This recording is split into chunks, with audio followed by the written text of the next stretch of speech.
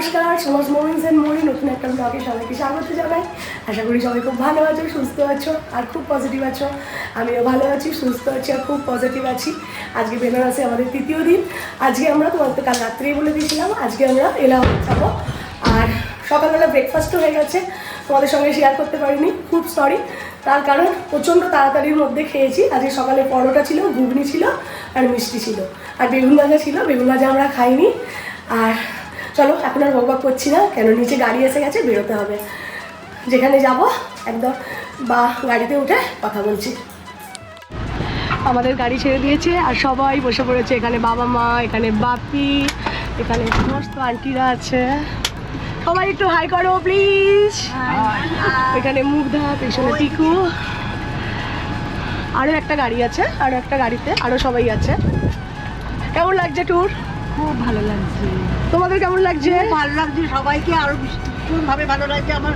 পরবর্তীকালে মিস করবে তাই তো? হ্যাঁ। বেশ একটা ফ্যামিলির মতো হয়ে গেছি আমরা। তোমার কেমন লাগছে? ভীষণ ভালো লাগছে। আর আপনাদের? এক্সেলেন্ট। এক্সিলেন্ট। তোমার? আর এই কাকু আর আন্টি এনারাও ডোমজুর থেকে তাই তো? আমরা এখানে এসে আলাপ হয়েছে, এনাদের বাড়িও ডোমজুরে।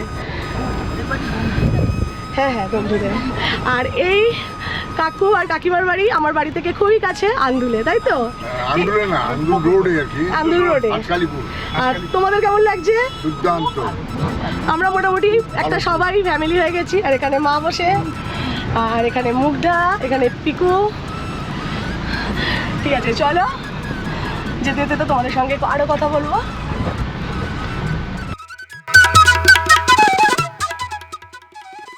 আমরা এখন প্রয়াগরাজেই রয়েছি, গঙ্গার ওপর দিয়ে আমরা চলেছি।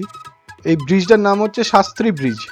আর দূরে যেটা দেখা যাচ্ছে ওটা গঙ্গার ওপরেই একটা রেল ব্রিজ। ওই রেল ব্রিজের ওপর দিয়ে আমাদের কিন্তু পূর্বের ভ্রমণ অভিজ্ঞতা খুব খারাপ। ওই রেল ব্রিজের ওপর দিয়ে একবার ট্রেনে যাওয়ার সময় আমি হাত বাড়িয়ে ক্যামেরায় কিছু ক্যাপচার করছিলাম, কিন্তু ওই ব্রিজের মধ্যেই কিছু লোক ছিনতাই করার জন্য দাঁড়িয়ে থাকে। বাঁশ দিয়ে আমার হাতে মেরেছিল, কিন্তু সেদিন ভাগ্যবশত ক্যামেরাটা আমি জানলা দিয়ে হাত টেনে বের করে নিতে সক্ষম হয়েছিলাম। তাই ওই ব্রিজটা যখন এলাহাবাদে ক্রস করবেন একটু সাবধান।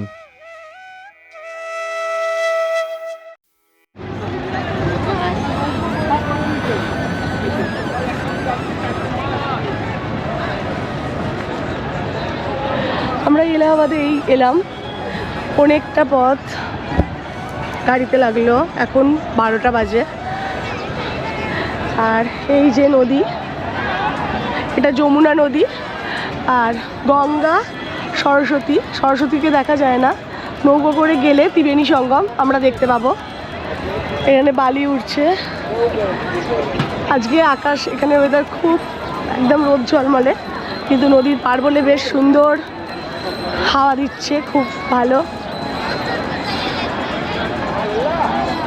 প্রচুর বোট এখানে দেখতে পাচ্ছ।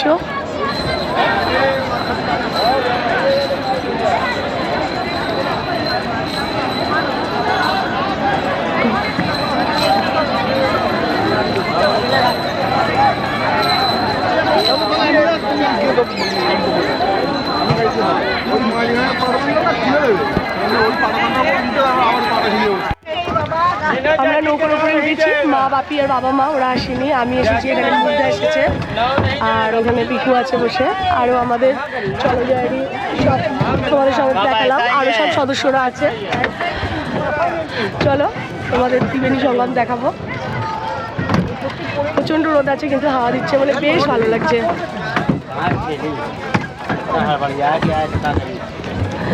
এখানে সব নৌকোগুলো পরপর।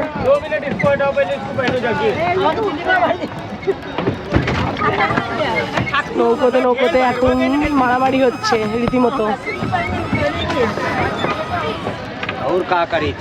এই দেখো उधर ढकेल पिछला शांत करेगा না না, একদম চার মিনিট না। थोड़ा इसको हटाओ जी 2 मिनट আমরা লাইফ জ্যাকেট পরে নিয়েছি, দিয়ে দিয়েছে লাইফ জ্যাকেট। অবস্থা প্রচণ্ড খারাপ, আমরা রীতিমতো পড়তে চাইছিলাম না, কিন্তু বললো যদি না পড়ি তাহলে আমাদের নিয়ে যাবে না, তাই বাধ্য হয়ে আমরা পরে নিলাম।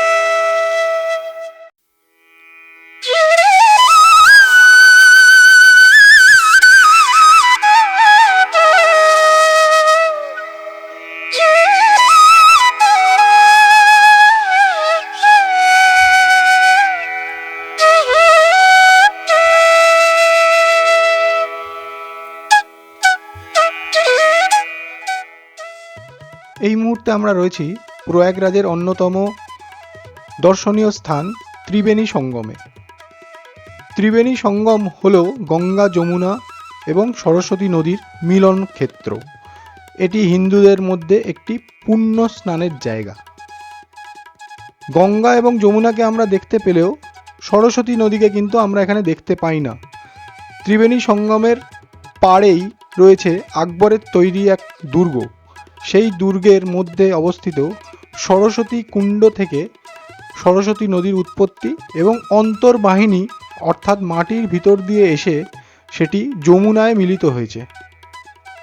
তাই এই স্থানকে গঙ্গা, যমুনা এবং সরস্বতীর মিলনস্থান বলা হয়।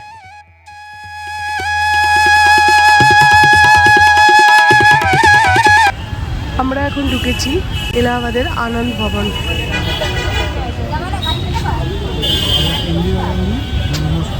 জোরে বলো। এটা ইন্দিরা গান্ধীর জন্মস্থান। এখানে টিকিট কাটা হচ্ছে, আমরা তাই সবাই দাঁড়িয়ে আছি।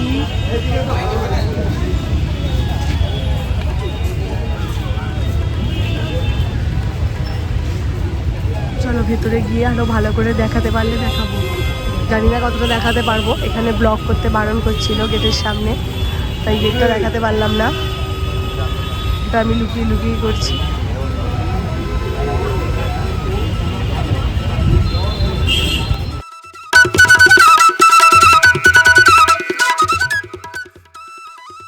এই মুহূর্তে আমরা রয়েছি আনন্দ ভবন। আনন্দ ভবন হলো এলাহাবাদের একটি ঐতিহাসিক হাউস মিউজিয়াম। 1930-এর দশকে মতিলাল নেহেরু দ্বারা এটি নির্মাণ করা হয়েছিল। নেহেরু পরিবারের বাসভবন হিসেবে এটি মূলত ব্যবহার করা হতো।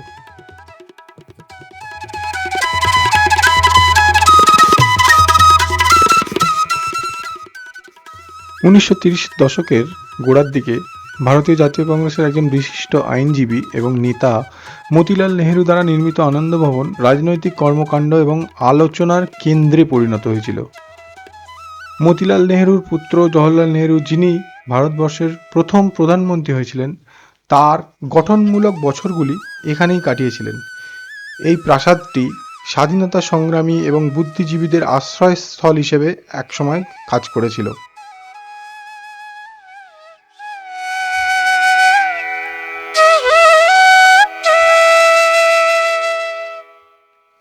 এই ভবনের দোতলায় রয়েছে সংগ্রহশালা। চলুন সংগ্রহশালাটা একটু ঘুরে দেখি।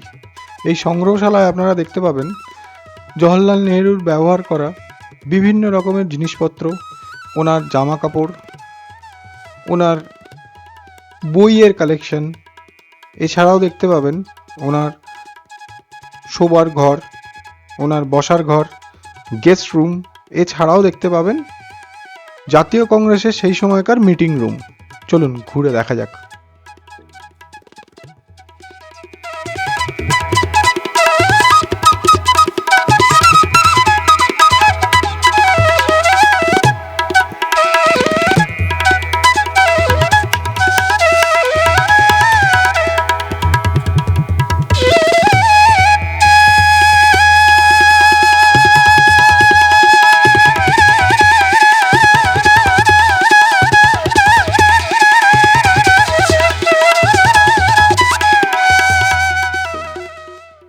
আমরা এই মুহূর্তে প্রবেশ করতে চলেছি স্বরাজ ভবন, মানে এই কম্পাউন্ডেরই পিছন দিকের একটি বিল্ডিং, যেটি ভারতের প্রথম মহিলা প্রধানমন্ত্রী ইন্দিরা গান্ধীর জন্মস্থানও বটে।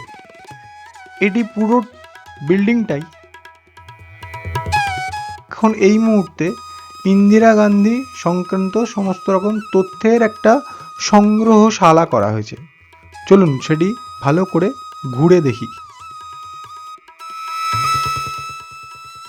এই সংগ্রহশালার মধ্যে আপনারা দেখতে পাবেন ইন্দিরা গান্ধীর শৈশবকাল থেকে প্রধানমন্ত্রী হওয়ার সময় পর্যন্ত সমস্ত রকম ডিটেল ইনফরমেশন এবং ছবি। তাই একটু মনোযোগ সহকারে দেখবেন। চলুন আমরাও একটু ভালো করে ঘুরে ইনফরমেশনগুলো কালেক্ট করি।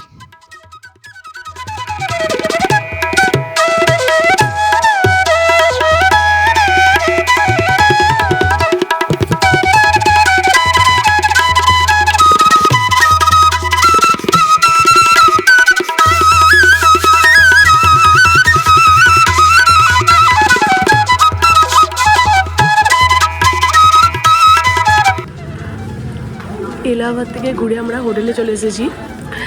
আর আজকেও দুপুরবেলা খাওয়াটা দেখাতে পারিনি, তার কারণ আজকেও আমরা গাড়িতেই খেয়েছিলাম। আজকে দুপুরের মেনুতে ছিল জিরা রাইস, পটলের একটা পোস্ত টাইপের তরকারি আর পনির। আজকে দুপুরে ভেজ ছিল। আর এখন এই হোটেলে সন্ধেবেলা স্ন্যাক্সে চিকেন পকোড়া আর সঙ্গে কফি আছে।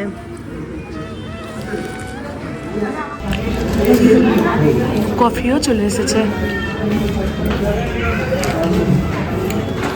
পকোড়া কফি খেয়ে রুমে চলে এসে সবাই স্নান টান করে ফ্রেশ হয়ে নিয়েছি। এই যে এখানে আমি, এখানে মুগ্ধা, এই যে পিকু, এই যে দেখো আমরা সবাই এখন বসে একটু ফোন দেখছি। আর আজকে মার্কেটে বেরোইনি, কালকে হাতে টাইম থাকবে বলেছে, সন্ধ্যের দিকে মার্কেটে বেরোবো, ওই জন্য আর মার্কেটে বেরোইনি। মা বাবা, বাপি মা ওরা ওদের রুমে আছে, সবার শরীর ঠিকই আছে। ঠিক আছে, চলো আবার রাতের ডিনার টেবিলে তোমাদের সঙ্গে কথা বলছি। আজকে রাতের মেনু একটা সবজি দিয়ে আলু ভাজা, বিনস মনে হয়, আর রুটি। এটা একটা কিছু, আর একটা সবজি দিয়ে গেল। ডাল ছিল, ডাল আমি নিইনি। আর আজকে আছে ধনিয়া চিকেন। আর এই সবজিটা ঢ্যাঁড়স ছিল, আমি তখন বুঝতে পারিনি, বলতে পারিনি, খেয়ে তারপরে দেখলাম এটা ঢ্যাঁড়স। লাস্ট পাতে পড়ে গেছে পান্তুয়া। এটা কিন্তু এদের যে কুক এসেছে সেই তৈরি করে, এগুলো কেনা মিষ্টি নয়। খাওয়া দাওয়া কমপ্লিট করে রুমে চলে এসেছি। আর চলো আজকের মতো ব্লগ এখানেই এন্ড করবো, এবার ঘুমোতে হবে, শরীর আর বইছে না। তোমরা সবাই ভালো থাকবে, সুস্থ থাকবে আর খুব পজিটিভ থাকবে। আমিও ভালো থাকবো, সুস্থ থাকবো আর খুব খুব পজিটিভ থাকবো। আর তোমাদের যদি আমার এই ব্লগগুলো দেখতে ভালো লাগে তাহলে প্লিজ আমার চ্যানেলটা সাবস্ক্রাইব করো, লাইক করো, শেয়ার করো আর কমেন্ট করো। আর বেল আইকনটা প্রেস করে দেবে, তাহলে আমি যখনই ভিডিও দেবো তখনই তোমরা নোটিফিকেশান পাবে। তাহলে চলো আজকের মতো গুড নাইট আর টাটা।